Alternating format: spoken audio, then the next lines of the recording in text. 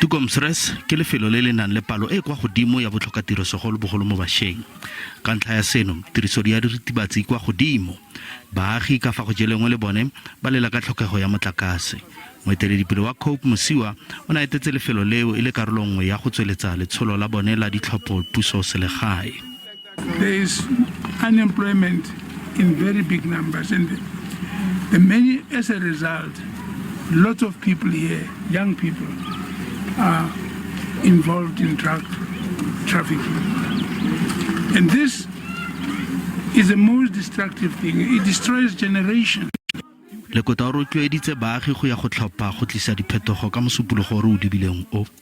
If you vote for us, I promise you, you can hold me, among others, as accountable for this. And you can call me, I can come from time to time and talk to our councillors here. Baagi ba Tukomsres ba re ba phela ba ikgatholositswe. Fela go le jalo go iponatsa ga baeteledipele go ba lerela letshwao la tsholofelo. One thing I really appreciate is that President Lekota came here, the very, very first man of high esteem, a credible man within the government, to come here and see himself.